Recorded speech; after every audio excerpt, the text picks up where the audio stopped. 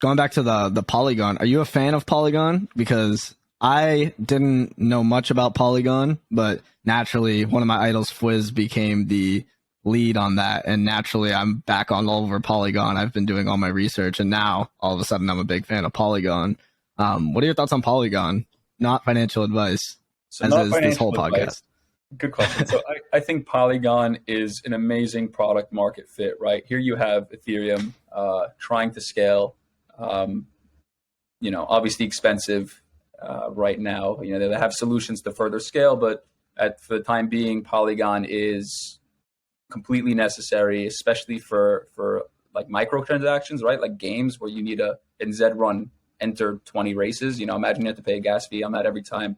In ETH, it would be too expensive. And so it's very necessary. It serves a great purpose.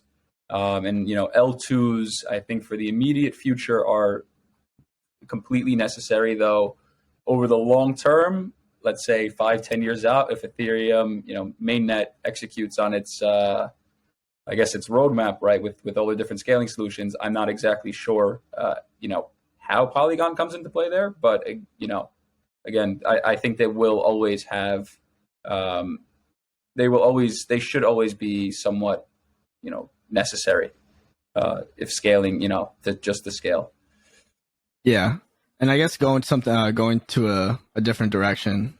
Sorry for the bang bang. There's just so much to talk about, so little time. How do you navigate the crazy, because I'm not sure what you said you did before you discovered Web3, but how do you navigate such a crazy market with the recent news, and maybe what you think on the recent news of like this whole Terra Luna debacle? The market is so easily affected by this kind of thing. How do you not only explain it to like your investors? And I have noticed, because I did do research, a lot of your investors are crypto natives. I saw someone had a CryptoPunk profile picture, so I understand those people won't exactly be shook. Do you have investors that are traditional Web 2 and that were like a little bit, I want answers, or how do you really navigate such a wild west of Web 3?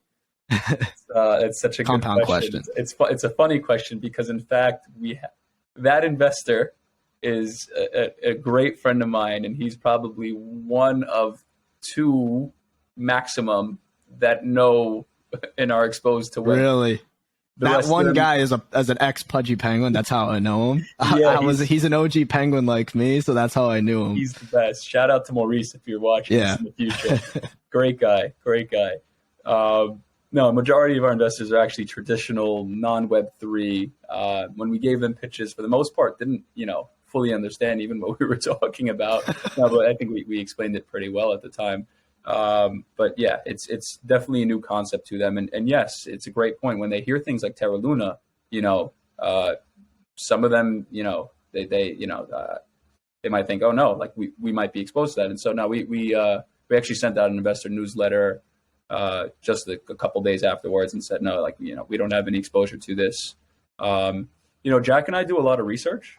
Actually, Jack's walking in right. I'll see you now. Podcast. Jack just walked in right now, but he's leaving. No, Jack, we do a lot of research, right? And so something like Terra Luna, like we kind of saw right through it at the time. As far as like, this is the way I saw it, and I wrote in a DeFi chat, like kind of my thoughts in March. Basically, you have this incentive of 20% yield.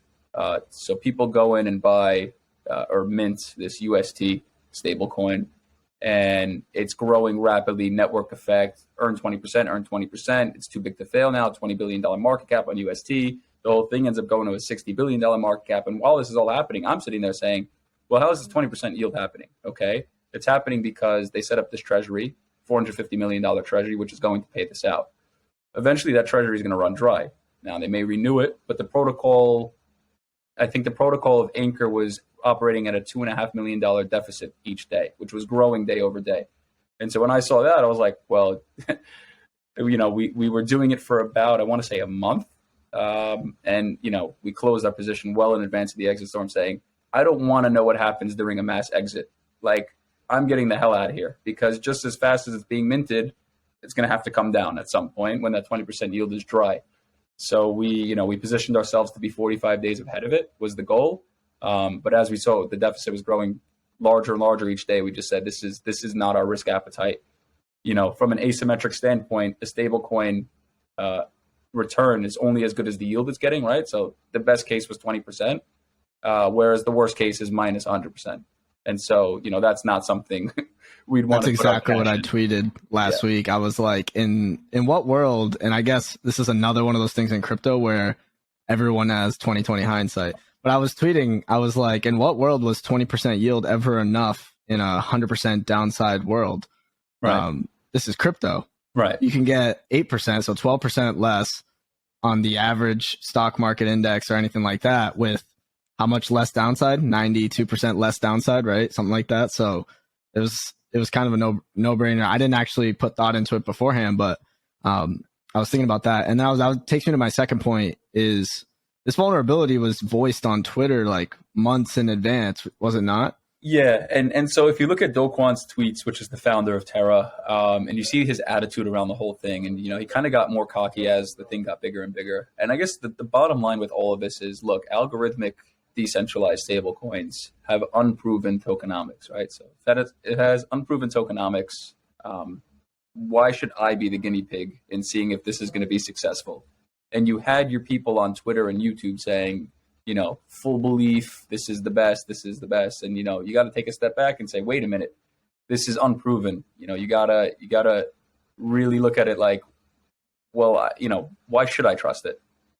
Put your money, especially your cash, right? Especially UST, which is something that you would have otherwise a cash equivalent. Put that somewhere safe. Yeah. I hear you.